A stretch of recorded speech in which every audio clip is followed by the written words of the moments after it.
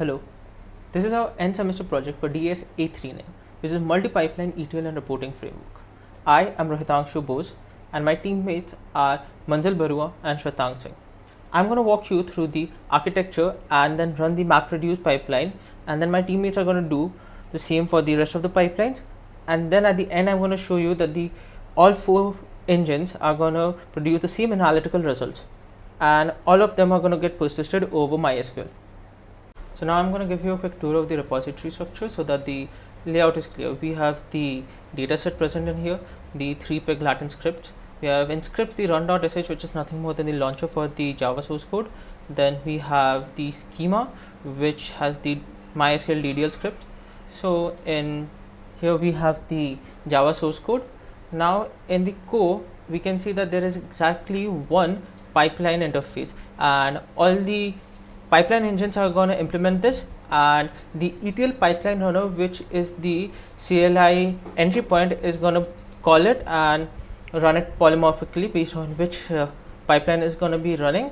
And one more thing to notice in here is that DB and reporter, there is only one present of each, so it is going to get shared across all the pipeline engines. So irrespective of which pipeline runs, it is going to use this. So now moving over to the architecture. So one point that is worth mentioning is that it is not 4 independent scripts, but it is just one tool with 4 interchangeable backends, all running behind the pipeline interface. So let's move to the high level architecture. You have 4 layers: ingestion and BatchSplitter being the first one. So initially we ingest the logs, and using the BatchSplitter, which is the only Java side pre-processing step, and it is purely IO. It does not pass the records. It writes the raw lines into sequentially numbered files, and the batch number is encoded directly onto the file name as a result. So layer 2 is the pipeline engine. So the CLI lets the user pick the pipeline engine per run, and all of them are wired onto the same BatchSplitter output. The MapReduce, Pig and Hive consumes them directly, but MongoDB streams the same raw lines to a temp collection tagged with batch ID. Layer 3 is persistence. The selected engine produces a list of result rows, and each of them are tagged with batch ID and query name. So the result loader is a shared class that writes those rows and also writes the run metadata and the batch counts into the MySQL in a single transaction. So layer 4 is reporting. So a reporter reads from the MySQL and prints the 4 sections into the report, that is, 1 the run summary, 2nd the batch summary, the 3rd is the per batch result, and 4th is the global view, that is the aggregated view. So now moving on to the class. So let's look at the class architecture. So ETL runner is the CLI entry point, which passes the arguments using the ETL config, which has the run info. So how do we instantiate at runtime the object? So we use the factory pattern using the pipeline factory to create the object. So we have the pipeline interface, which is implemented by the MapReduce Pig pipeline, MongoDB pipeline and Hive pipeline. So once the object is created at runtime, what we also have the BatchSplitter. What it does is simply splits the dataset, chunking it. That is all it does. It does not parse it.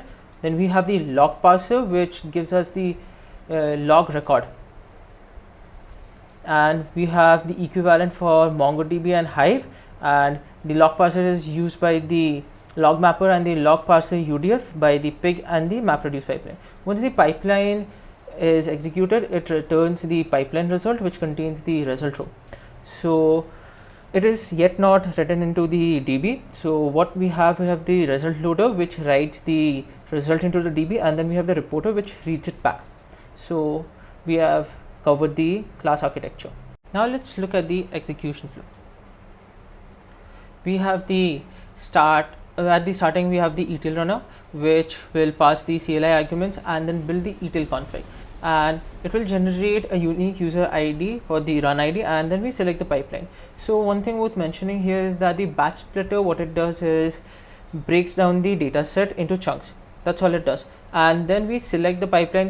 We select the MapReduce pipeline, then the BatchSplitter, from the BatchSplitter we read it, and then the LogMapper passes it inside the MapReduce here, and then in Pig pipeline we can see that it is done using the LogParserUDF and the Pig load, and then in MongoDB we can see that it is done using the regexFind, and it is grouped by batch ID and key. And in Hive pipeline we can see that it is also done using the same and also grouped by batch ID and key. All of them returns the result row with the batch ID tagged to it, and say we are running the query to which gives the top 20 resources. So you then load it using the result loader into the DB, and also give the ETL runs and ETL batches and ETL results into the DB, and the reporter reads it from the MySQL and then summarizes it and gives the per batch report and also the aggregated report. So now let's look at the database schema. We have the ETL database, which has 3 tables, that is ETL runs, ETL batches and ETL results. So this contains the metadata, which has the metadata for each ETL run. Then we also have the metadata for the batches, and then we have the ETL results, which stores the results, and it is sparsely it is a sparse table. So it just contains the ID, run ID, and then the query specific columns. So you can also look at the schema in here. So this is the schema, that is the DDL script that is loaded into the MySQL DB. Now let me show you the database. So we are in the ETL DB. So now let me show you the tables. We have the ETL batches, the result, and the ETL runs. And let me describe them. ETL runs. Here you have the description for the ETL runs, then which stores the metadata for each run. Then let's describe ETL batches, which stores the metadata for each batch, and let's describe ETL results, which stores the result of each run, and it is sparse, so it has the required fields for each pipeline, that like the ID, pipeline, run ID, the batch ID, and only the required fields, and the rest are stored as null. So now let's execute one of the pipelines. So now let's see how using the CLI you can select the pipeline and the query. So if you do ./script/run.sh and do help, then you can see that you can select the pipeline by selecting the name, the input using the path, the batch size, the query name, and here you can see you can use Q1, Q2, Q3 as aliases, or you can also write the query name itself, and you can also pass the DB URL, password, the Mongo URI, and all the rest. Now let's run the run the MapReduce jobs, and let's use do the query one first. Let's just run it using a batch size of 100,000. So as you can see, we have the run ID generated. Let's run all the queries in different terminals so that we can see it running. So let's run the query 3, and let's also run the query that will be for all of them, that will run all the queries. So now as you can see, 4 different run IDs have been created. So till then, let's go through the MapReduce pipeline sequence. So as you can see, using the ETL runner, we have the execute config, and then the MapReduce pipeline is selected.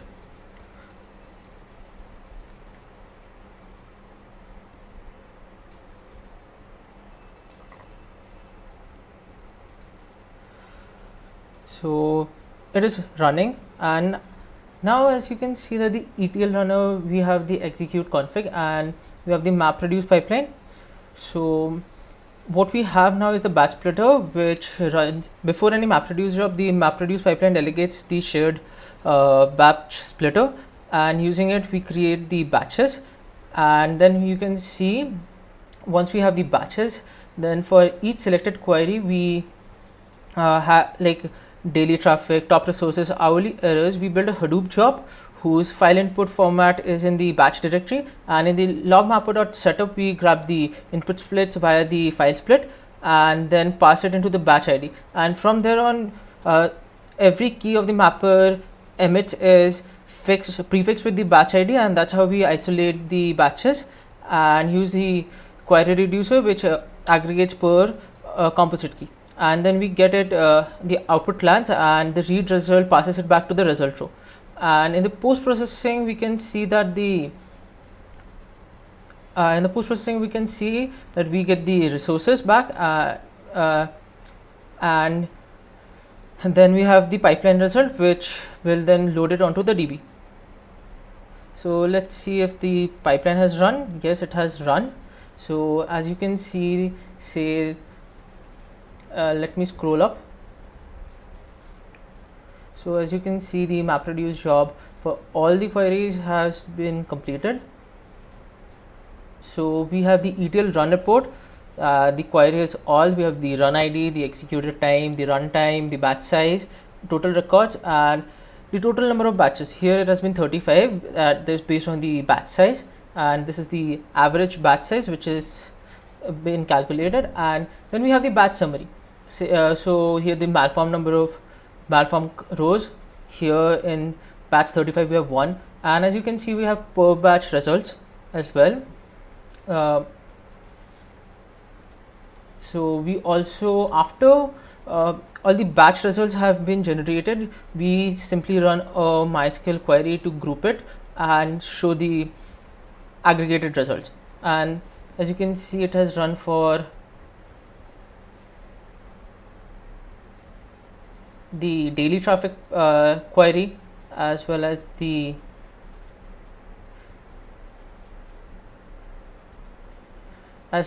top resources, and this should be the errors one.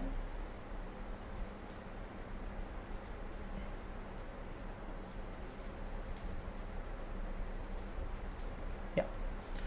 So as you can see, you have the hourly errors, the pipeline, and then you have the batch summary, and followed by the per batch results, and then it should be a global rollup as well. Yeah. So as you can see, the MapReduce jobs have run. So now let's see in the MySQL DB that whether the jobs what has been stored. So we have run the MapReduce pipeline with all the 4 queries. Let's see whether it has landed in the databases or not. Let's see whether, let's check the ETL runs. Let's select all the columns. So we have the run ID, the query name, the 35 batches, the total records, the malform count, the seconds, and the executed time. So as you can see, there are distinct unique run IDs, and this followed by all the column values. So all the 4 jobs, 4 pipelines have landed. So let's show that the batches have not been overwritten. So as you can see that in the ETL run and ETL batches, if we join them, we can see that there are 35 batches with these many records each. So let's see the batch integrity. As you can see, there the diff is 0 for every run, so that exactly equals to the sum of the child batches. And now let's see the result for query Q1. So as you can see that we have just selected the top 10 for each, and otherwise it is going to completely fill the screen. So for run ID, let's select for the MapReduce and daily traffic, and here it is. And let's see the top resources, and at the same time the hourly errors. As you can see, the log hour, the errors, the total, and it is all present. and let's just see for each of them the count. As you can see, there are 4 runs overall, 35 into 4, that is 140 batches, and these are the results. Hello, so yeah, Manzil here, and I'll cover the Pig and Hive parts of our ETL framework. Both pipelines overall follow the same high-level idea, like the framework takes the raw NASA log inputs, splits it into fixed batches of size 50,000 in here, like you can specify the size, and then runs the selected query on each batch and collects the batch level output, then loads the run metadata, batch statistics, and query results finally into MySQL. The same results are also printed into console for the user to see. First, I'll demonstrate the Pig pipeline first. So I already have the command here. One parameter is the pipeline parameter, which you can specify to be Pig, Hive, MapReduce, and Mongo as per the specification of the project requirement. Input file, I'm providing the whole folder, so both the July and August outputs are going to be run through the entire ETL pipeline. Batch size of 50,000, and for now I'm only running the query 1 so that it wraps up quickly. So yeah, while this is running, we also have, sorry,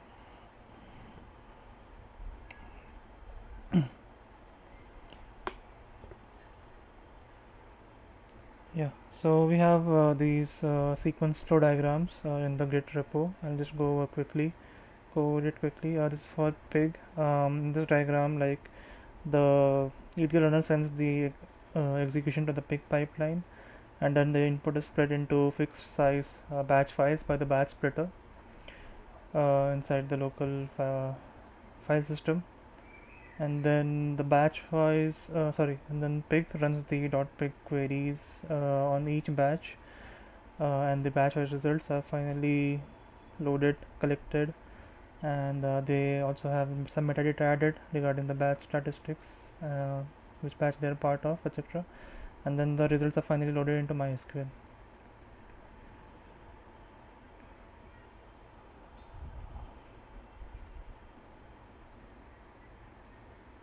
Yeah, it has finished running already.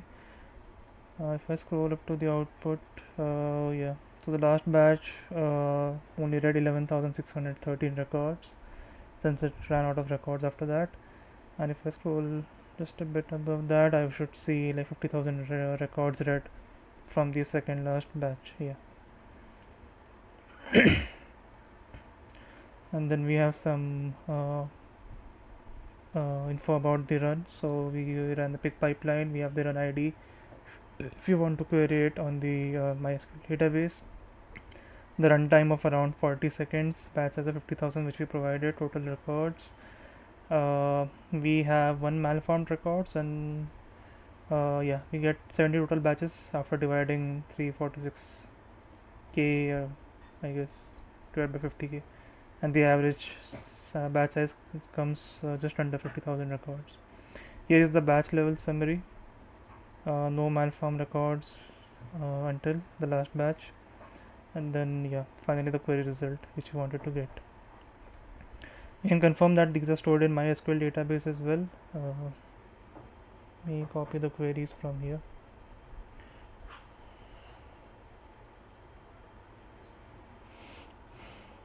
Yeah, so this was the last run. This is the data based on the last run about each batch. Yeah, and the results are the same, only 1 malformed records in the last batch, and finally the query results of our ETL processing. And these are grouped by batches, so you can see batch ID 11111 and bunch of data after processing, and then batch ID 2. So if I increase the limit maybe to 100, you can see a bunch more batch IDs starting with 1 and incrementing by 1.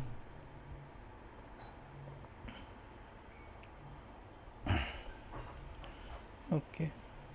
Next I'll just run the Hive query. So the only change here would be, instead of pipeline pig, it would be pipeline Hive. I'll still run query 1, same batch size, same input.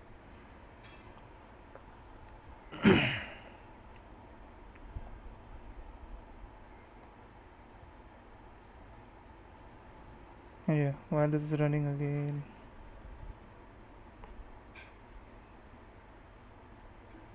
we have a sequence file for Hive as well to explain the workflow in the Git repo.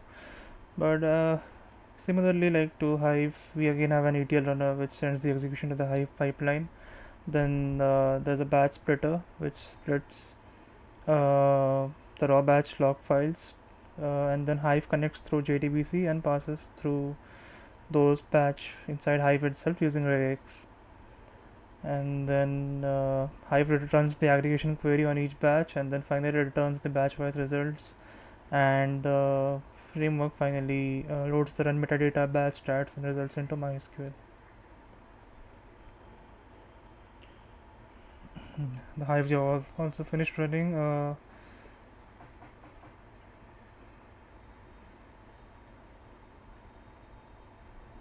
Yeah, the Hive run is not that verbose compared to Pig, so we have a lot less logs. But again, we have similar like statistics of the ETL run.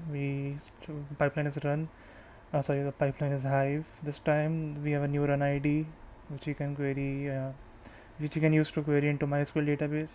Runtime of around 20 seconds, half of that compared to Pig. Same amount of total records, batch size was 50k again, and then total batches was 70. And again, only one malformed record, which is again in the last batch. Yeah, and if I just run one query to save time, so instead of pipeline pig, I'll query into Hive, and then run this on MySQL limit to 100. And this is the result of the last Hive run. Okay, that mostly covers it. And about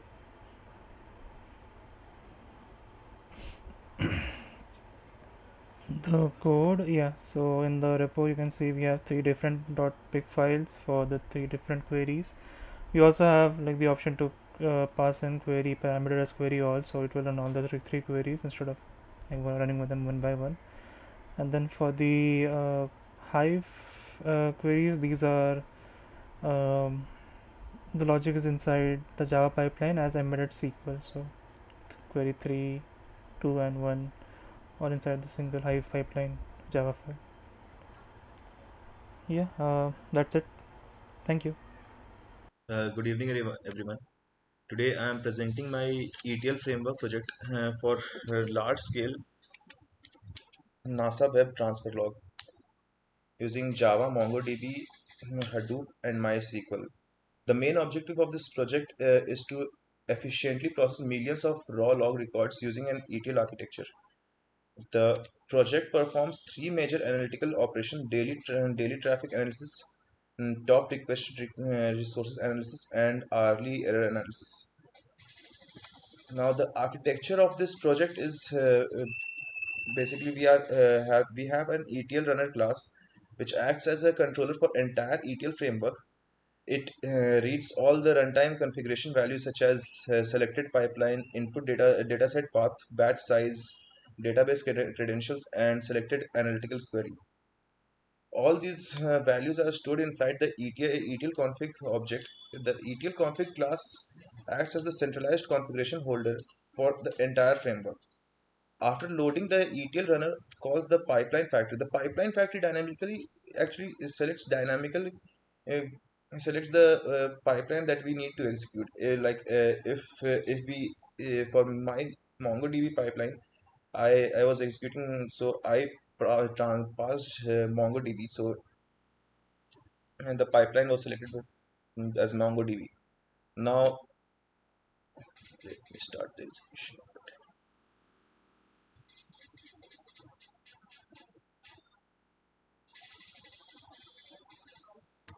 This is our MongoDB pipeline, and in this we first have an ETL runner. The ETL runner calls the MongoDB pipeline by execute config, and MongoDB pipeline establishes connection with MongoDB using Mongo client.create Mongo URI in this part. And after successful connection, the MongoDB pipeline creates a temporary collection for ETL runs. The collection contains the run ID, so every ETL execution remains isolated. Then the pipeline creates an index on batch ID, because in our further aggregation queries we usually group records batch wise, so indexing would improve our query performances. Now for the ETL phase, for every NASA log line, Java reads the line appends batch ID and temporarily stores it inside a buffer. One important architectural addition in this project is that Java does not parse the logs during extraction. Java only inserts raw log lines into MongoDB. This actually extraction keeps the extraction phase lightweight and faster. When the buffer reaches 50,000, as our batch size is 50,000, if the buffer is full, the MongoDB performs bulk insertion using insert many. This is much faster than inserting one record at a time, because network call reduces the network call and disk write number of disk writes. And after insertion, an acknowledgement is sent, batch count, and this increases the batch count, and the buffer resets. It throws out the all the previous batch, and then it is empty. And then we do this for the rest of the data. And after our extraction is complete, we do is malformed we do the malformed log counting, like every real world data or log contains some amount of logs that are not not up to the mark. So basically, instead of instead of passing those during the transformation, we basically are counting those, detecting it, and so that malformed class won't affect our or stop our code. So basically, this malformed is counting the number of malformed per batch, and then after that we are aggregating it. Now the after the malformed, we go into the aggregation phase. So this is the core analytical processing stage of our MongoDB pipeline. Before executing any analytical query, MongoDB first converts raw unstructured NASA log into structured fields using regex. This operator extracts fields like like request path, status code, byte transferred, and log data, and log r. So the raw log becomes structured, and MongoDB documents ready for analysis. Now for our first query. Okay.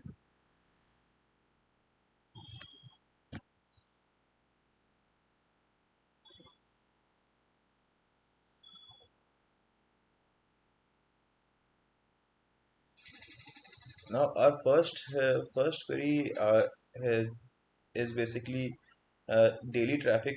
It outputs log date of the log uh, file log, and then status code, whether it was successful or what error occurred, number of counts, and then total bytes transferred. And we are ordering by log date and status code. And for our second query, we are basically we are selecting the resource path, request count, total bytes, and distinct hosts. And we are basically arranging the request count into descending order, so that we could get the top 20 request counts that was passed. And then for hourly errors, it gives us log date, log r, error request, and total request counts, error rate, and distinct error hosts. uh, it basically returns all the errors that was occurred the while extra while fetching the file, while fetching the log. Now here we got our result for the our query that we ran. There are 33 this these are there are 3.4 million approx and logs, and which are batched about 50,000 per batch. It took about 239.62 seconds to run, and there were 33 malformed records. So basically for each batch we are getting the malformed records.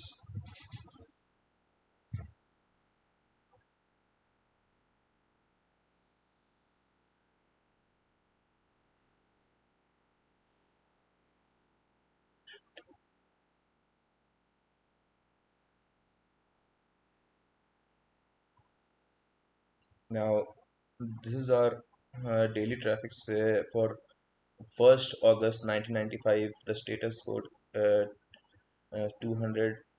The request count was 30,745, and total bytes transferred was this much. And yeah, this is all for the first batch.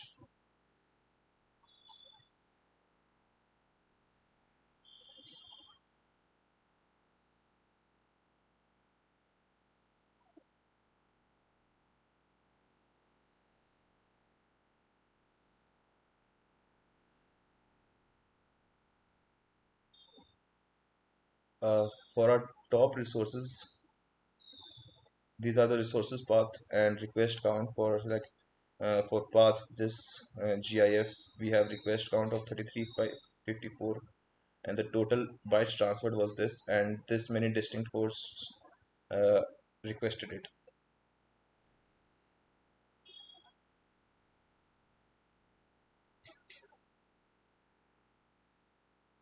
And for hourly error, we have for batch ID 1, we have for date 1st August 1995, R0, like start of the day. There are four error requests, and total requests was 1642. So the error rate is some approx 0.0024. And yeah, all the four errors was from distinct hosts. So this is our data that we got. And after everything, ETL.